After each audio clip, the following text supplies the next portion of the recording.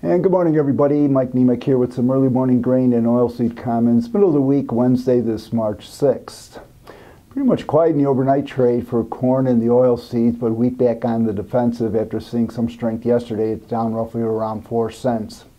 News has become somewhat stagnant in here. We're still kind of awaiting some new leads on the Chinese-U.S. trade talks. That's, like I said, has become somewhat stagnant. That can pop up anytime, however, as far as newswire stories go. And then the other thing that we're looking at is the Commitment of Traders report, where people stand. That came out yesterday, the last delayed report. This Friday we'll be back on track. But we did see that we had a buildup of net short positions in the wheat, the corn, beans, meal, but not the soybean oil where they're net long. So the trade, seemingly at the end of February, first notice day, we had a lot of market volume. Was it calendar or was it really actual news? And now we seemingly have quieted down the markets. And as we now work our way towards a USDA report on Friday, we are also going to be looking at the upcoming growing season and what's going to happen with the trade talks.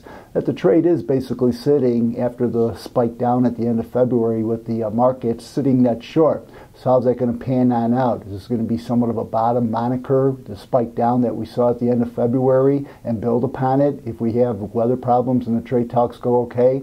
Or are we just going to continue to try and grind lower as a result of the USDA report? Export demand that is not all that good out of the U.S.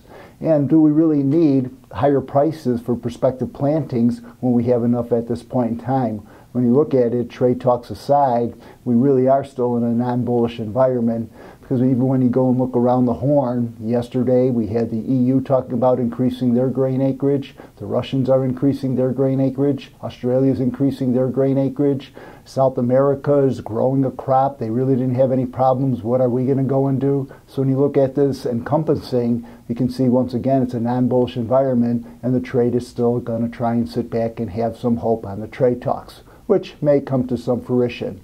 But nonetheless, all we're really doing is working our way back towards the trading ranges for corn and beans. Wheat's trying to establish a bottom. And like I said, going forward, we have a USDA report on Friday with the trade basically net short and how we're going to pan on out going into our growing season going forward. Once again, these are my opinions, not that of ADM or ADMIS. I thank you.